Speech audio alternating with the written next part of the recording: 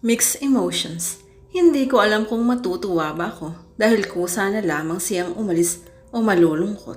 Dahil alam kong magbabalik na naman siya matapos ang 7 taon. Nanghihinayang ako na nakokonsensya. Nanghihinayang dahil hindi ko nakuha ang oportunidad na tuluyan na siyang mawala at nakokonsensya dahil sa siguradong may mabibigta na naman siya balang araw dahil wala akong nagawa para mawala na siya ng tuluyan ngayon. Nakagraduate na ako ng kolehiyo, nagkatrabaho, nagsumikap hanggang ma-promote ako in a span of 1 year sa pinusukan kong bangko. Some people think my parents are so well off that I don't really need to work. But I guess isa ito sa mga namana ko sa daddy ko. I want to feel a sense of purpose and fulfillment at yung maramdaman na pinaghirapan ko ang lahat ng perang gagastusin ko. After 2 years, nakagraduate na rin si Sia. And guess what? Hindi pa rin niya ako sinasagot. At hanggang ngayon, hindi pa rin niya binabasa ang hate letter na ibinigay ko sa kanya. Halata ko naman sa pagkilos niya na para bang nag-aalinlangan pa rin siya sa akin. Obvious na nagdududa pa rin siya kung talagang mahal ko nga ba siya. Lalo na sa mga pagkakataong parang sinasadya niyang ipakilala ako sa mga ganda niyang nagiging mga kaibigan. At kapag ipinakilala niya ako sa mga to, ay parati niyang sinasabi. Ito si Eric, childhood friend ko, single, mabait at matalino. Nakulang na lang ay ireto na niya ako sa mga ito. Makaraan ng 2 taon pa, wala pa rin nangyayari sa panliligaw ko. May mga panahon na halos mamatay na ako sa selos dahil sa iba pang nanliligaw sa kanya. Mabagamat hindi rin naman yung sinasagot, ay ini-entertain din naman niya, lalong-lalo na. Sa mga pagkakataong gusto ko siyang makasama at imbitahang mamasyal o kumain sa labas, pero madalas na nauunahan naman ako ng iba. Gusto mo nang sumuko o bakit hindi mo subukang manligaw sa iba kung hindi mo na talaga kaya? Tatawa-tawang sabi sa akin ni Kyla habang nakikipaglampungan sa boyfriend niya. Naroon ako sa bahay nila. Buti sana kung ganun kadali yun. Samba ko lang mukha ko. O alin ba ang mas madali? Ang maghanap ng iba o ang magtiyaga sa kanya? Hindi na ako sumagot. Alam kong mas madaling humanap na lamang ng iba. Pero mas gusto ko pa rin ang magtiyaga hanggang sa may sagutin na siya, ako man o yung iba pang manliligaw niya. After a year more, marami sa mga dating nanliligaw niya ang sumuko. Okay sana yun. Ang kaso mo, nawawala nga sila. Pero napapalitan din naman ng iba. Halos sumagad na ang pasensya ko, lalo pat malapit na akong mag-25. Ang edad kong kailan sana ay gusto ko nang makapag-asawa. Aasa pa ba akong makapag-asawa? Gayong girlfriend o kahit blingay wala pa ako. Kailan ka ba mag-aasawa, bro? Nakangising kantsaw sa akin ni Ate Lindsay. Buhat-buhat niya ang pangalawa niyang anak sa kanyang napangasawa 2 years ago. Sinimangutan ko siya. Oops, tatawa-tawa siya. Let me rephrase that. Kailan ka ba magkaka-girlfriend? Nag-walk out na ako. Nakakabwisit eh. Alam mo na nga niya ang sitwasyon ko. Inaasar pa niya ako. Ang totoo, punong-puno na ako. 5 taon ko nang pinagtiyaga ng panliligaw kay Sia. Pero mukhang wala pa rin itong pinatutunguhan. Kaya't bagamat wala naman akong nakikitang iba na pwedeng pumalit sa kanya sa puso ko, itinigil ko na ang panliligaw ko. Total mula naman hindi niya mahalata to. Sa dami ba naman ang manliligaw niya? I'm sure hindi niya mararamdaman ang pagkawala ko. Congratulations na lamang siguro sa magwawagi sa kanila. It was hard not to communicate with her, lalo pat nasanay na ako na araw-araw ko siyang tinetext at tinatawagan. Dahil ko pa nga ang nasa withdrawal, lalo na sa panganahon na tila tinatawag ng telepono at cellphone ko ang pangalan ko. It was a mess for about 2 months, lalo na at hinahanap-hanap ko talaga ang tunog ng kanyang malambing na tinig. Her stars on just about anything, her giggles and her sweet manner of uttering my name.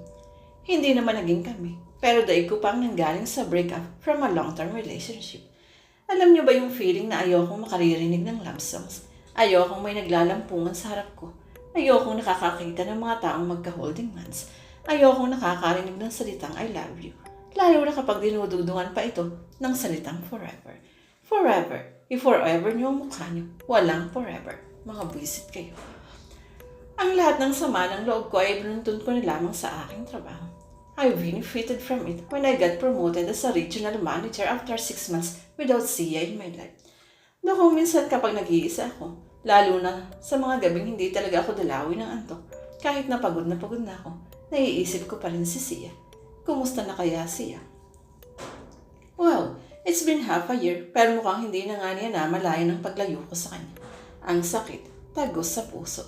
Nakakaiyak pa rin isipin na kahit wala palang mawala, nako, ay baliwala lamang talaga to sa kanya.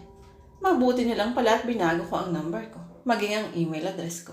Kung hindi, baka matukso na naman ako makipag-communicate sa kanya. Gayong ang totoo ay wala naman pala talaga siyang pakialam sa akin. Malaking bagay din na hindi niya alam ang bago kong unit. Kung hindi, baka $1 lang niya sa akin, umasa na naman ako sa wala. 15 months later, after one exhausting drink from my provincial route, I found a piece of folded paper na nakaipit sa ilalim ng pinto ng apartment ko.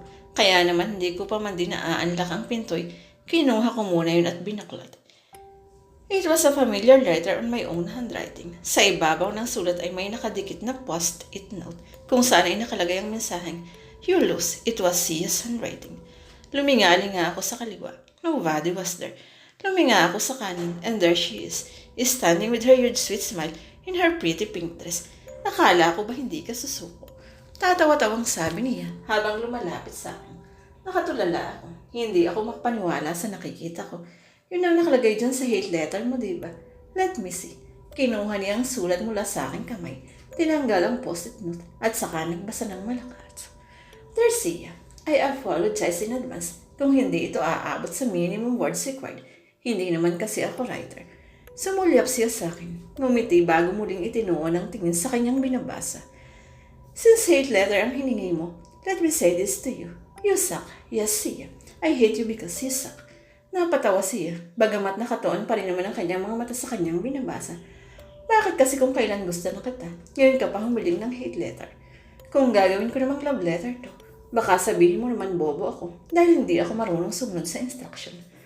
Muli siyang sumulyap sa akin. Tinasan ako ng kilay bago muling bumalik sa pagbabasa. Alam kong marami akong atraso sa iyo at alam ko rin na masama ang ugali ko. Kaya naman alam ko rin, halata ba na marama akong alam? Na umaasa ka na pagsasalitaan kitang muli ng masasakit na mga salita para tuluyan mo nang makalimutan ang nararamdaman mo para sa akin. Ito lang ang masasabi ko. Yan, ngek-ngek mo. Napahinto siya. Tinakman ang kanyang bibig gamit ang kanyang kamay para maitago ang kanyang pagtawa. Hinawak-hawakan pa niya ang kanyang tiyan na parang sumasakyan bago niya itinuloy muli ang pagbabasa. Ito ang tatandaan mo, Sia Javier Rodriguez. Pagpapatuloy niya, hindi ka magwawagi. Dahil hindi ako titigil hanggat hindi nagiging kuwebas ang last name mo. Kahit abutin pa ng 1 century, hindi ako susuko hanggat hindi ko nakukuha ang matamis mong oo.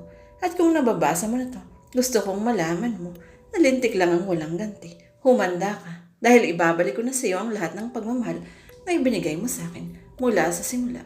Yours truly, Eric. Pagkabasa nito ay tiniklop niya ang sulat at saka tumingin sa patiligid sa akin. 1 century pala. Nakangisi siya. Ngek mo rin. Pare-pareho lang talaga kayong mga lalaki. Puro salita. At saka niya itinapon ang sulat sa aking dibdib. Kulang sa gawa. Diyan ka na nga. Ako mga aalis na siya pero naagapan ko naman kagad ang braso niya. Are you trying to tell me na sinadya mo akong di sagutin? Nakangisi na rin ako. Paano kung gano'n na nga? Nakataas ang kilay niya. Ganun. Oo, ganun. Loser. Binawi niya ang braso niya at akmang tatakas muli. Paalis. Hinabol ko siya at ikinulong sa aking mga bisig mula sa kanyang likuran. Saan ka pupunta? Saan pa? Di maghahanap ng boyfriend. O magikik siya. Yung marunong tumupad sa pangako. Ganun. Tumawa na rin ako. Oo, napalakas ang pagtawa niya. Hinalikan ko kasi ang leeg niya. Bumitaw na ako sa pagkakayakap ko. Halika rito. Hinila ko siya papunta sa harapan ng pintuan ng unit ko. What? Tumatawang tanong niya. What are you planning to do? I was able to unlock the door and one-handedly open it. Maniniguro. Tinignan ko siya ng pilyong ngiti at saka hinila sa loob. Maninigurong ano. Isinara ko na ang pinto at isinandal siya sa misming pagtuang iyon. Maninigurong akin ka na. And then we kiss. Tigilan mo nga ako, Eric. Itinulak niya ako. Anong palagay mo sa akin? Easy to get. May parusa ang pagsuko mo, no? Sumimangot ako. Ano naman ang parusa? Kailangan ligawan mo ulit ako. Yun lang naman pala eh. No problem. Yakap sana akong muli nang hinarangan niya ako ng 2 kamay niya. What? Dismayadong tanong ko. Ang sabi ko, ligawan mo muna ulit ako. Hindi ko sinabing tayo na. Nakapikit na napabuntong hininga ako sandali. Gaano katagal mo naman ba akong pahihirapan? Or shall I say ilang taon? It could be tomorrow, the next day, napapangiti na ako ng, or next month, dugtong niya. Or maybe next year or the year after that. So, napairap na ako.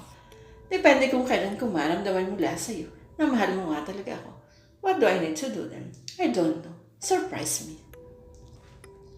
Son, pagtawag sa akin ni Daddy habang pinapanood niya ako nagpaparot palito sa salas ng bahay nila.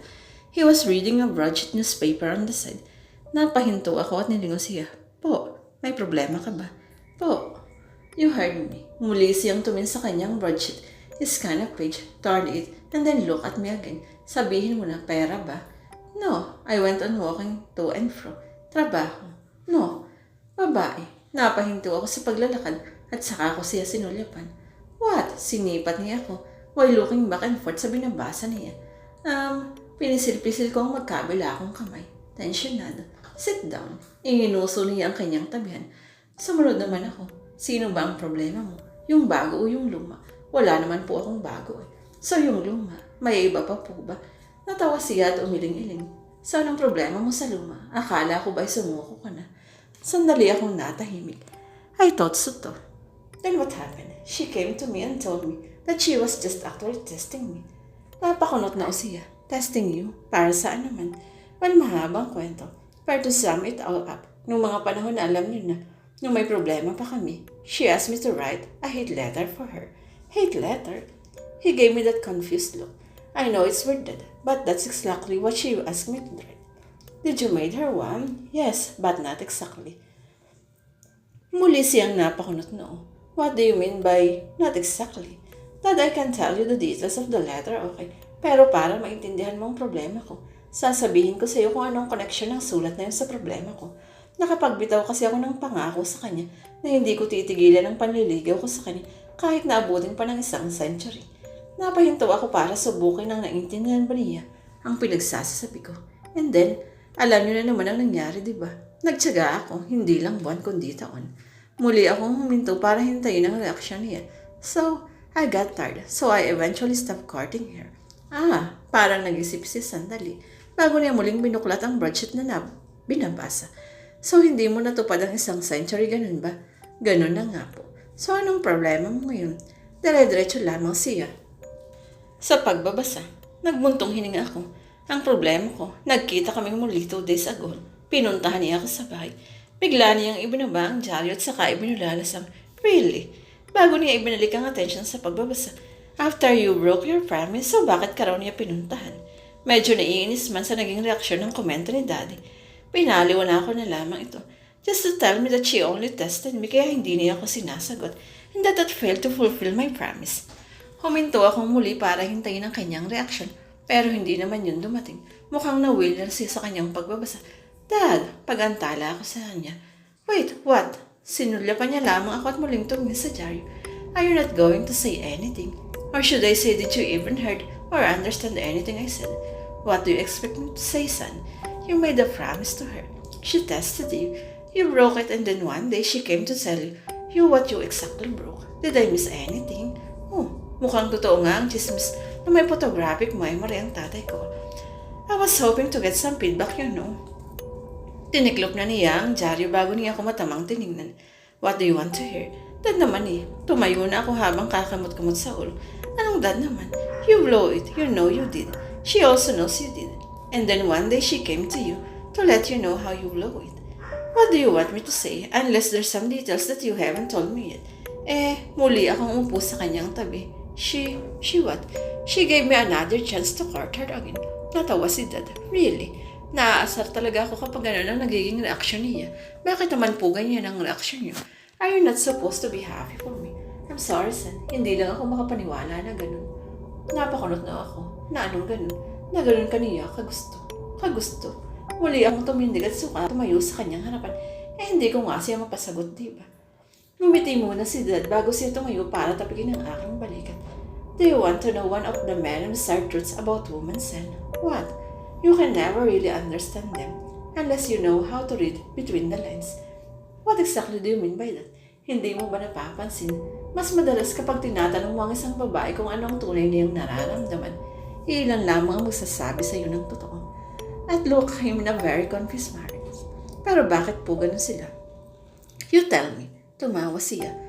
Besides the hormonal explanation, I don't really know the answer why women are like that. Hanggang sa I came to the point na huminto na ako sa pagtatanong. Pinag-aralan ko na lamang kung paano sila babasahin. Can you actually learn that? Nagkibit balikat siya. So